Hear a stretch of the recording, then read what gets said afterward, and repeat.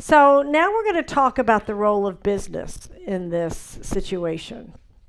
I'd like you to meet a few extraordinary women. So if you guys could make your way up to the stage. Jana, Danielle, Rosie, Helle. Great. Okay, so Danielle Azoulay is in pink, is the former Chief Sustainability Officer of L'Oreal and the former Chief Sustainability Officer of Bed Bath & Beyond. She's also been leading, developing, and operationalizing sustainability and corporate responsibility for many, many years. And she's now hung her own shingle and is the CEO and founder of the CSO shop. Jana Gerber is a local girl in green, appropriate for Earth Day, right? She's the president of Microgrid North America at Schneider Electric, where she's supporting customers in their sustainability and resilience journeys and expanding microgrids across the country. We need microgrids. Schneider Electric, by the way, was recognized by Corporate Knights as the world's most sustainable corporation for a second time, only the first company to do so. Hi, Helle, have a seat. And Helle Jorgensen, who I was blocking, is CEO and founder of Competent Boards, which provides comprehensive training for board directors and aspiring board directors, particularly on ESG issues. I'm on their faculty, full disclosure, and have one of their certifications. Her latest book, The Future Boardroom, is hot off the presses. You can get it at the bookstore downstairs. And if you're smart, you'll have her sign your copy while she's captive at our summit. Thank you for being here. I propose that the train has left the station because the business community has really stepped up. The market forces are driving this, regardless of what happens with the guy who's down the street. I live in Washington, D.C., who lives down the street from me at the moment. Market forces, including us as consumers, but the business people, like the people here, are already taking the charge. They've been doing it for many years, right? So, but I want to talk about how we're operationalizing that. Between the increased frequency and ferocity of extreme weather events due to climate change, operations are at great risk.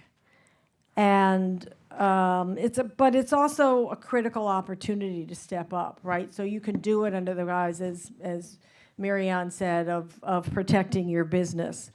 The good news, many in the private sector, as I said, have been taking measurable steps to do that. So, and fill in the gap left by particularly the U.S. because of the current administration. And by the way, the Biden administration's Inflation Reduction Act, Infrastructure Bill, and CHIPS Act did a lot in this regard, and so did President Obama's American Recovery Act, which put, I think it was about $38 billion into clean energy.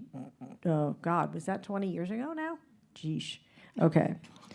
But I want to get into my questions, enough about all of that.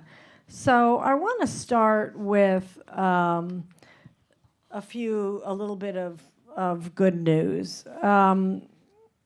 Schneider Electric has been investing in electric grids across the country, Jana, powering everything from wineries in California to business fleets in Monterey County. By the way, Jana was on my show. You'll hear me say that a lot today. Just thought I'd say that. But what impact do you see, Jana, that the federal government's anti-climate and anti-clean energy moves are having on these projects? So, as was mentioned, Schneider Electric is one of the most sustainable, or was nominated and recognized as one of the most sustainable companies by Time Magazine and Corporate Knights. And so what we're seeing in the industry is really this opportunity for companies and all of us to step up. So we are seeing, as you think about the different sustainability measures of your internal scopes that you can manage, but also then how do you manage your upstream and downstream sustainability measurements, your scope 3? And so we're seeing a lot of companies step up and push forward on their sustainability aspects of their business, which is then driving more renewables, more clean energy. You see the big ones, all of the data centers. We, through our sustainability business, have worked with the consumer packaged goods businesses, data centers, and other organizations to really bring this community together of their supply chain to help to further decarbonize. So what I do inside Schneider Electric, though, is I'll simplify microgrids just a little bit. So a few years ago, people might remember the fun we had here in Texas with Storm Uri and what I call Snowmageddon. And it was really interesting as the power cycled inside of we had brownouts, we had all sorts of craziness, nothing compared to what we were just talking about on a global scale, but impactful in the Dallas market and the Texas market. And so what was really interesting was on my neighborhood chat, the Facebook group, they said, well, I have solar panels on my roof. I should still have power. Where did it go? And so that's really the magic of a microgrid, is it allows for the ability to create a behind the meter power grid for a certain residential unit user or a corporate user in that way. So when we see the project you talked about with Montgomery County, they were given a grant for mini electric buses, and they were very excited about that. But as they went to go ask their utility for power to power these and charge these buses, it was challenging because they were on a place in the grid that was very congested, and so they needed another solution, and that's where microgrids came in. So we're seeing a lot of opportunity to bring multiple parts together, and I don't think it's just microgrids. I don't think it's just the grid. There's a lot of things we all need to do to help to stabilize and really take our place in the world as an owner of the energy infrastructure. Right. We can lower our own carbon footprint, whether you're a business or a consumer. I'm fascinated, Rosie, with Climber, and you know this. So Rosie works for AT&T in their sustainability division, and I interviewed a woman named Jessica Falante-Farrington, who was their global head of sustainability. I've also interviewed Rosie, by the way. Yes, you have to go to Electric Ladies podcast, And Climber is, I'll let her explain it, but it's fascinating because it's a platform where you can find out what the climate impact will be on a plot of land over 30 years. Right? Think about that for a minute. So take it away. Thank you, Joan, and thank you for having me and for all of you to be here. So, Rosie Austin, I work with AT&T. Hold your mic closer. We are, in fact, doing some very cool things with climate data. Climber, our climate risk and resilience portal, is our online, public, and free manifestation of this forward-looking climate data that we're working with. But you guys are familiar with AT&T. We are the invisible threads that aren't just connecting your cell phones, your Wi-Fi, but the building that we're sitting in right now, planes, trains, and automobiles. And when I say invisible, to you, they do feel invisible. Frankly, you really shouldn't be thinking about them unless they're not working, which is what we don't want to be the case. But the infrastructure that supports those invisible threads is very real. It's very large. We have a vast amount of physical assets that span this great nation and the globe. And we have a responsibility to our customers to make sure that those services, those invisible services, are powered 365, 24 hours a day and 7 days a week.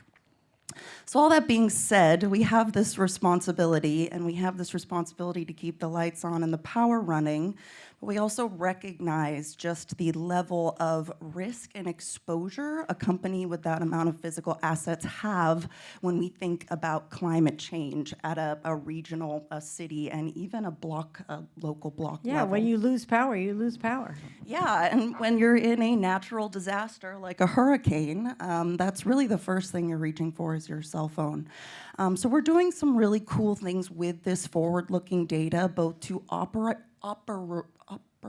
Operationalize? Operationalize it. Thank you for the for the setup. To operationalize that within our own operations, but also make that available to the communities and customers that rely on it.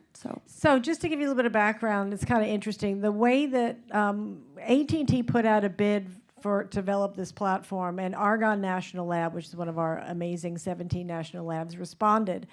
And FEMA stepped in and went, "Hey, a minute, we want this to be available for the public." And so Jennifer Granholm, when she was Secretary of Energy, and FEMA and during the Biden administration stepped up and supported this so that we could all have it, so it wasn't just owned by AT&T. So you can go later, not now, thank you, to the web and find it and see what your plot of land will do in 30 years. Pretty cool, right?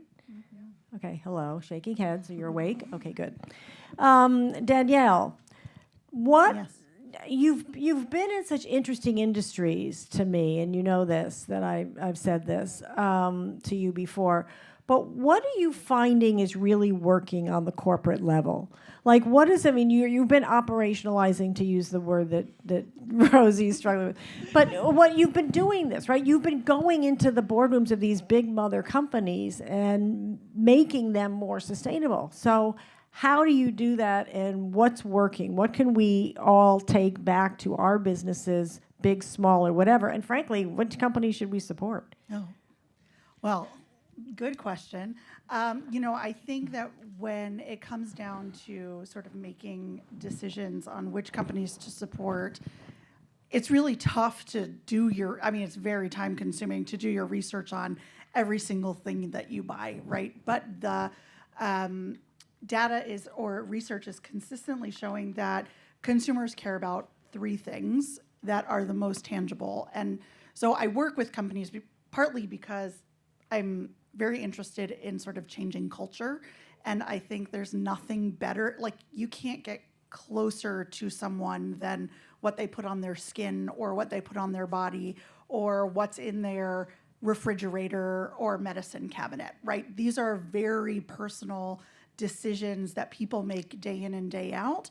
And to be able to say that, okay, this packaging is made without plastic, or this mascara was made in a plant that runs on 100% solar power, I think is really powerful. It's a really powerful connection, and it's a daily opportunity to reconnect with people and double down on your sustainability commitments. And so what we're finding is that people care about three things. They care about packaging and the recyclability of their packaging, mostly because it's extremely tangible and it feels like something that's really actionable for people who use products day in and day out. The second thing is third-party validated certifications. It doesn't matter sort of what it is, just that it is there and it exists and it's credible. Consumers aren't reading the back of shampoo bottles, it turns out. You're kidding. Yeah, it turns out. But if they see a certification there that's trusted, it's like an automatic, okay, I got it. Like, this feels good to me, right? And then the third is being honest and transparent in your marketing communications. I don't think consumers expect, 100-year-old brands to be perfect, right? But they do expect them to do something, and they want to make sure that they're not overstating their actions, but also there's a risk of understating your actions too. And that's called a green hushing, right? There's greenwashing, which is overstating, and then there's green hushing, and both come at a cost when it comes to consumers. And so, my advice is to be honest and have integrity when it comes to these issues, and be open about what's challenging, because if one business is struggling with something that's challenging, the chances are lots of other businesses are struggling with that too. And there is a way to work in a pre-competitive space, across industries, across businesses, to solve these really big issues. Does that include saying when you have not met your goals and what you've fallen short on? Of course. Okay. And why, right? We didn't meet this goal because the infrastructure isn't there. And so we didn't know that when we embarked on this, but now we're going to make investments in infrastructure. Well, they're trying new things, so you're going to have adjustments along the way, right? Of course, and we started this sustainability sort of really started in earnest about 20 years ago, and think about the innovation that's here now, especially when it comes to energy, infrastructure, packaging innovations, formula innovations that didn't exist 20 years ago. Yeah, and I would think also that because when you get a package home, you're literally throwing the packaging away, so it's like a tangible experience of it. Can I just build on that for 1 second and just blow people's minds? Yes, go ahead. So Because it's a ginormous issue. It's so big. So it takes a piece of plastic about 500 years to decompose, and so if you think about that, every piece of plastic that's ever been in existence on this earth is still on this earth. So that's wild to me. I mean, Right. It's no wonder that our oceans are overflowing and our landfills are overflowing. We are in a polycrisis. Climate change is absolutely one of the biggest things that we have to contend with, but pollution is equally big, and we really need to be mindful of both of these things. Then there's some amazing innovations happening on that. Helle, I want to bring you into this conversation. You and I have known each other a while now, and she does amazing work with Competent Board. So if you're a board director, or if you're looking to be a board director, I really suggest that you check it out. And I promise I wasn't paid to say that, by the way. She can pay me now. No, I'm kidding. But seriously, right, exactly. You do have to sign my copy of the book, What is the role of the board today? I mean, the board does not have an operations role.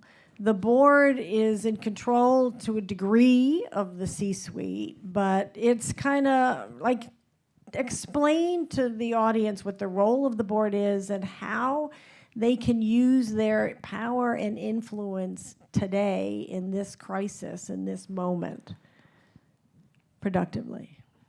What's the role of the board? Well, really, you would say, is to hire and fire the CEO. Okay? I mean, very basic. Then it's to provide oversight, making sure that we ask the questions, that we can actually sign off on the financials, and to a greater and greater extent, also those so-called non-financials that are worth a lot more than the financials. If you start selling a business, you'll see that there's something called goodwill. That's way much more than actually the assets on the balance sheet. Sorry, that's any accountants in here? Except her. Okay, all right. I'll take away the accounting stuff. But in reality, that's the case. So we have had historically a group of people that have been elected to serve at the board role to hire the CEO, and many will say to nod to whatever it is that the CEO is putting in front of them. And if it's not good, then to fire the CEO, right? But in reality, we are now living in a world where there are so many issues coming at it, from geopolitical, political, from Mother Nature is sending us a few invoices now and then. We have insurance companies that are listening to it. We have people that expect things, and it's different. You're expecting different things here than people are expecting in Europe, than people are expecting in India, right? So it's not easy to be a CEO or a board director. So the role now is to ask questions, critical thinking, really understand the business and understand what's the purpose of this business, but also what's the purpose of the board. And especially in a world where CEOs do not have the tenure that they used to have. It used to be, well, the CEO is there for a long time and the board is kind of like there in the background. Now you have a turnaround on those CEOs more and more often. That puts the board kind of like as a real role that they've had all the time, but much more in the front, because they are the only long-term function of the business. A CEO comes in, CEO want a new strategy. If sustainability have not been embedded into what we do, well, we get a new strategy. When I started working with Unilever and Paul Pullman was the CEO, and Michael Tresco was the chair, and I said at some point to Michael Tresco, the chair, what will happen when Paul Pullman is no longer here? If it's not embedded into everything it shouldn't, in my mind, and sorry, I don't think we should have a sustainability department that does anything. Well, anything. It should Everything, be embedded right? into the It overall should be strategy. in everything. It should go out into the supply chain. It should go out to the sales, procurement. When I worked with IKEA, we trained procurement in the same way as we trained suppliers. Because if you don't have the incentives in place, it's not going to happen, right? So it's kind of like understanding, the board need to have full understanding of the business, but also understand what are the questions. Should nature have a seat around the boardroom table? Should a robot have a seat around the boardroom table? AI. Well, I mean, I have a robot in Hong Kong and probably other places that are elected board member. I have a hard time putting that person in jail. There Or you maybe go. maybe I can, but there's some things where we need to figure out, are we going to be master or servants when it comes to AI?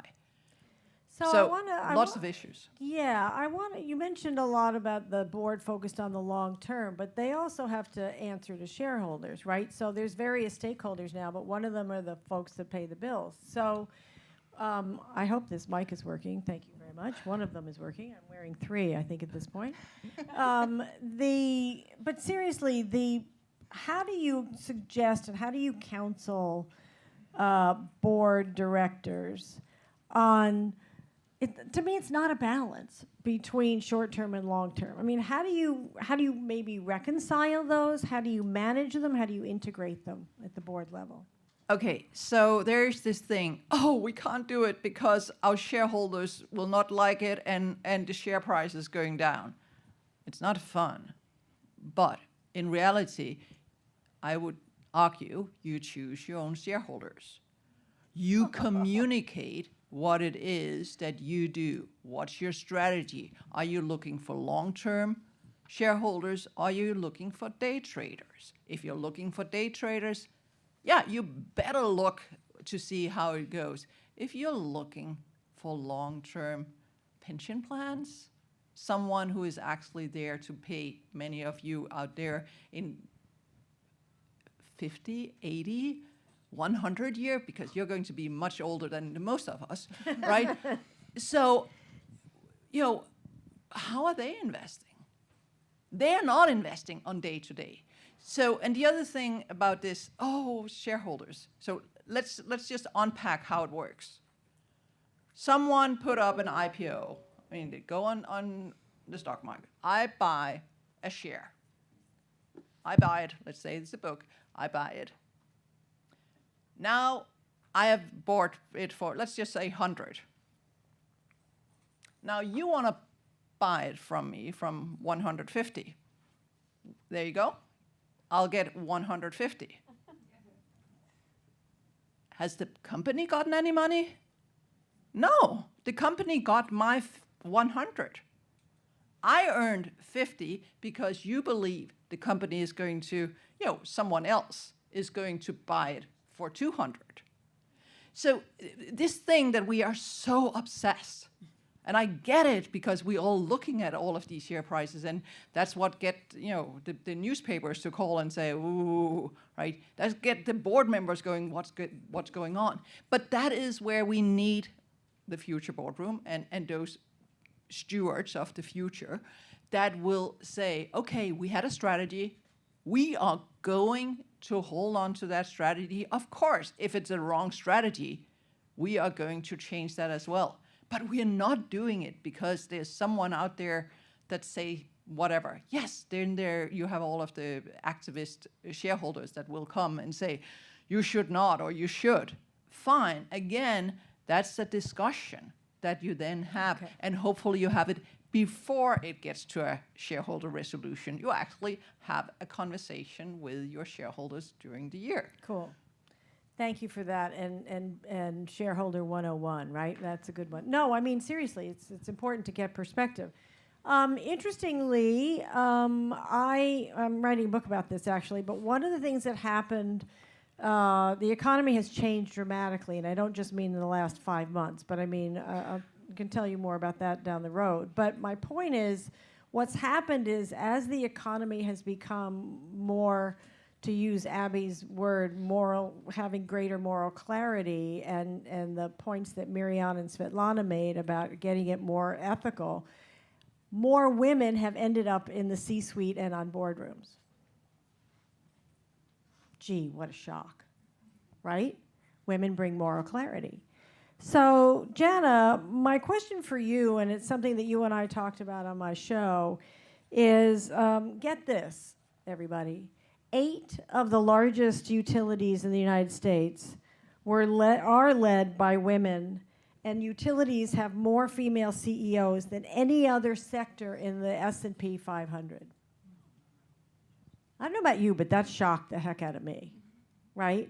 So, Jana, as a woman in your own C-suite, what are women leaders doing differently in the energy sector to drive major transformation, and maybe what we can learn from that? Yeah, so, oops, better turn on my microphone here. So, yeah, I think that stat was from 2017, 2018. There's also some other incredible statistics around this when you think about the CSO, the Chief Sustainability Officer, over 54% are women. And so the question is why, right? And so now I found another interesting statistic on Hurricane Helene, or no, excuse me, it was Katrina in New Orleans. New Orleans, I should say that better, right? New Orleans. Okay, everybody pronunciate it for me. But the interesting thing was the population was 54% women. After the storm and everybody had evacuated, 80% of the people left were women. And that's shocking, right? So why is this, and we're the home taker, we're the keepers of the young children, we're the older generation. So I think it's really important that, we're thinking about these things from a long-term perspective is a big one, I think, not just the action of what's going on and a lot of what you talked about with the future boardroom. So I think that's really important. And that innovative mindset and the just thinking about these things in a more inclusive and comprehensive perspective rather than the short term, thinking about the long term, not just thinking about my 4 walls, but what are the broader 4 walls, so that ability on innovation. So I think those are some of the things we're doing differently and the things that will continue to push and drive this forward. Are women in the leadership in the energy sector, by the way, I should tell you that if I move weird on my right side, it's because I had shoulder surgery 4 months ago. So if I wince, it's not you, I promise.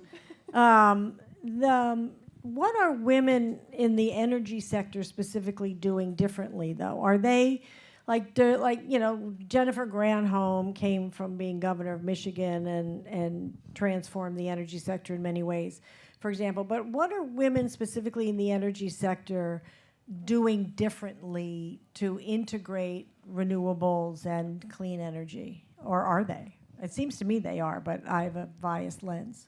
Yeah, I mean, I think it's what we talked about, right? That full perspective versus just the day-to-day or inside of my 4 walls, but how do I make things better for the future generations? How do I impact something beyond me? How do I become part of nature and not just me and nature? And they're integrating that into their business decisions. Yeah. Cool. Rosie, Charlene Lake is their CSO, who's really an amazing woman at AT&T.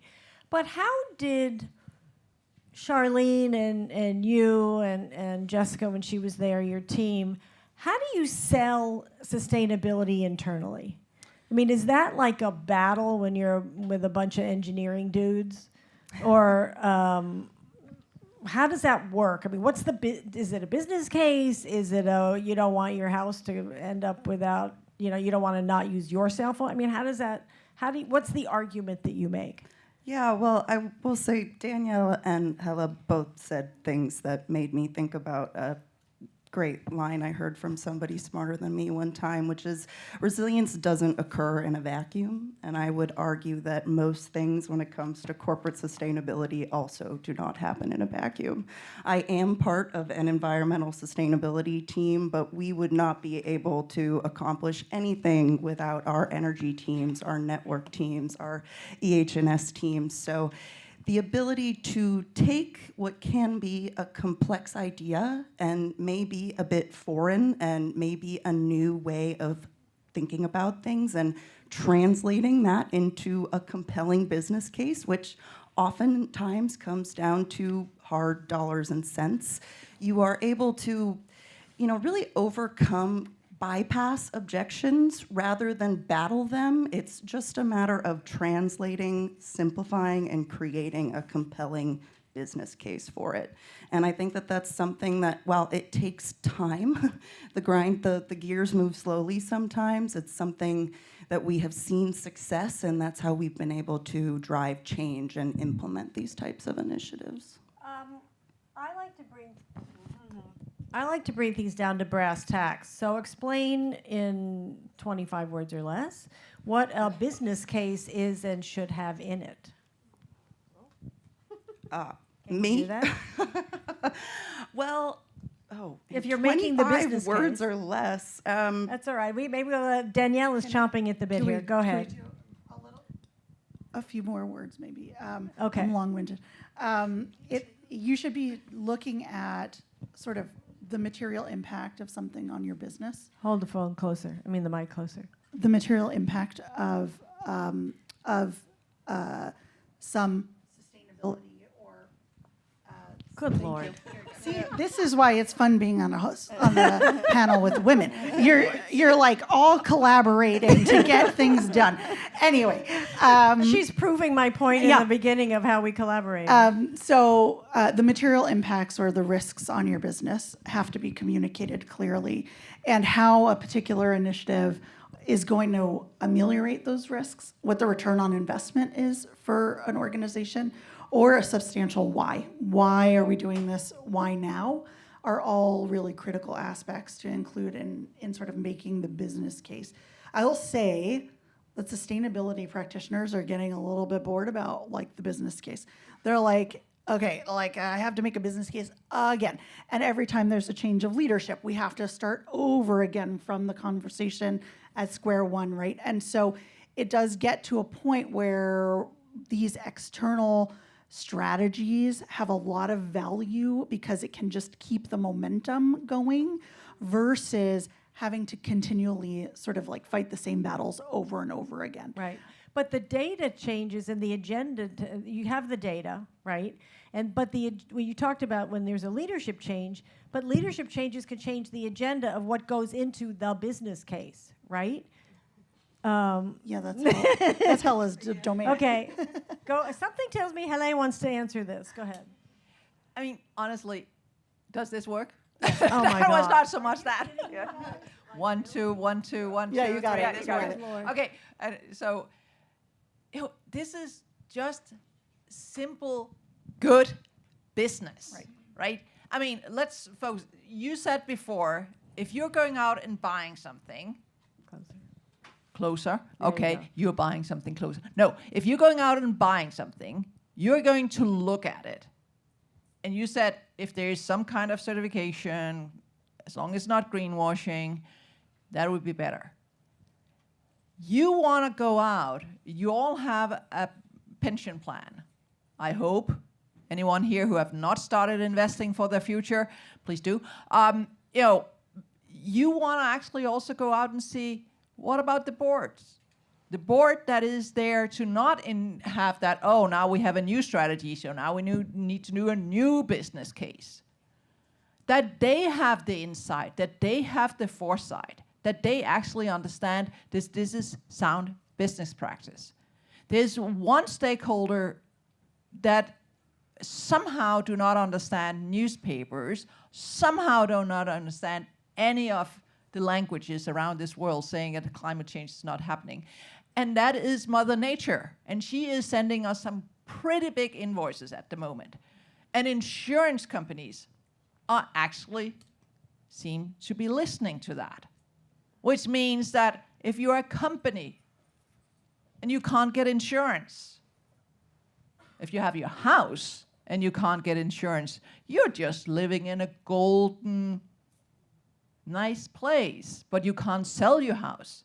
If you're a business that can't get insurance, you're in deep, And if there's a catastrophe, you lose everything. Yeah. So, and the board has the fiduciary responsibility. So they have the duty of care to actually ask the questions.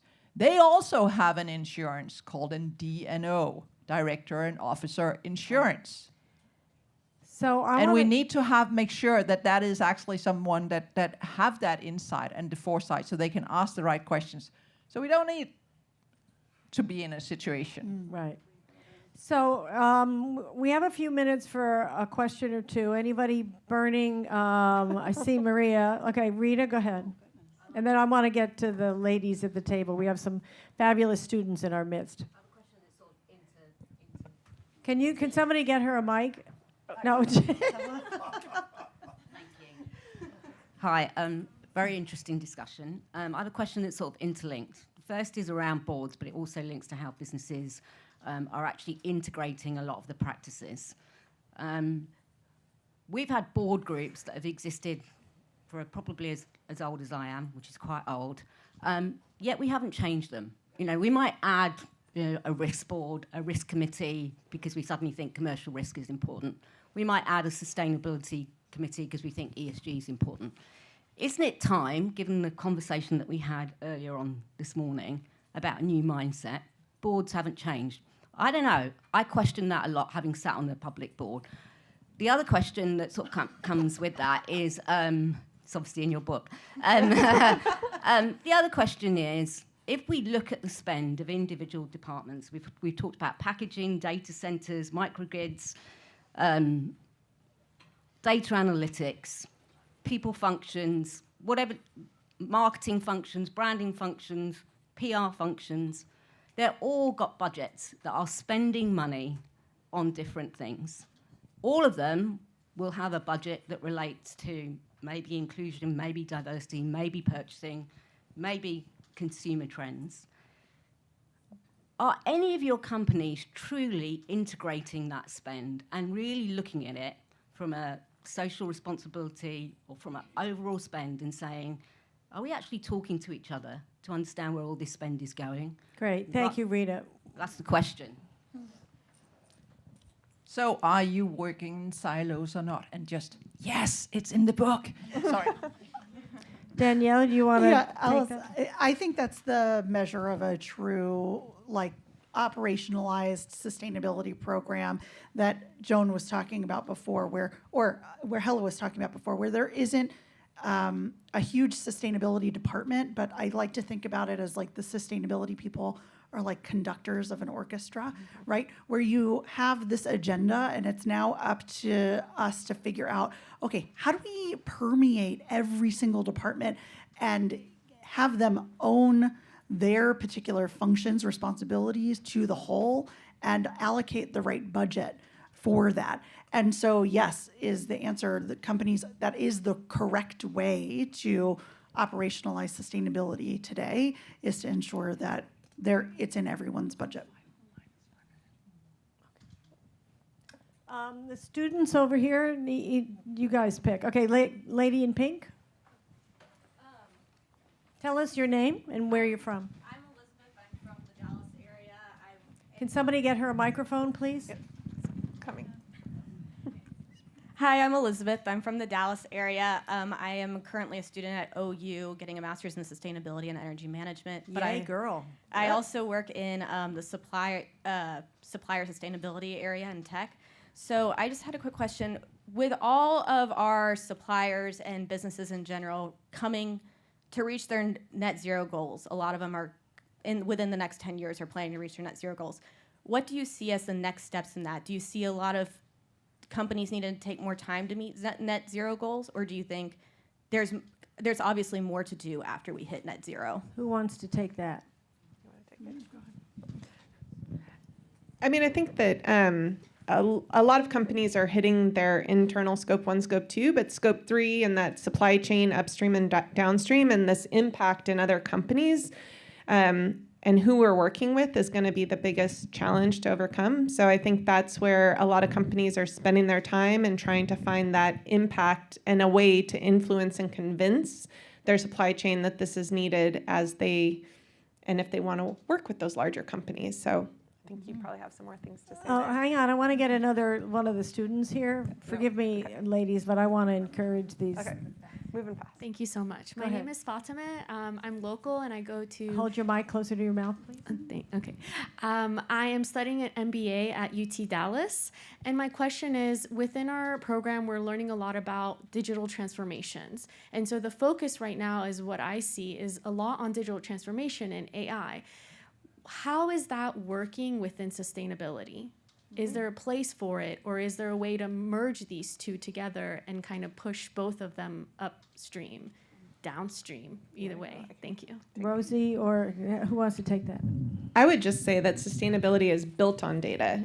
If you don't have that visibility to all the parts of your business and all the parts of your operations, then you cannot you're not complying, you're not able to get those different certifications that then help to sustain you in the market as well. Rosie? Looks like Rosie's got her mic next to her face, so it looks like she's... I would just say there's kind of two parts of that question. Digital transformation, although we've been talking about it for what feels like a decade, is still very slow growing. Companies are still digitizing, they are still finding data, they are still collecting data, they're still trying to leverage that data properly. AI will be a part of the problem that we have to solve for. I do believe that it is going to play an integral role, and I also, without getting too far into it, believe that the energy efficiency parities of that technology will get to a point where we can have a robust energy pool that can support that need, but it's a great question and one that I think we have a lot more work to do. Yeah, and they use a lot, those data centers use a bleeping ton of energy, right? One of the women in this But they're audience also has real done articles enablers on of this. sustainability and visibility, Yeah. right? So I think we have to make sure that we don't say something is all bad or all good. Yeah. Yeah, and I just want to close with one point, and I'd love to hear more of your questions, but we don't have time for them. And that is, there are a lot of opportunities in this too, right? This is not just a cost center. There are companies, and you'll hear about some of them today and this morning and this afternoon, who are making new products out of some of this stuff, right? I mean, the technology is unbelievable. Dell, for example, they put out an APB, or I think actually it was Intel or Dell, to reduce waste, and some of their employees came up with new products. They made Dell made a computer that's 100% sustainable. Think about that for a minute, right? So just by saying, well, how do we reduce waste? How do we not have as many byproducts that go into the landfill or whatever? So there's a huge amount of opportunity here, and really cool new products are being created every day. Stay tuned, news more as we go through the day. Hello. So join me in thanking Helle, Rosie, Danielle, and Jana for enlightening us today.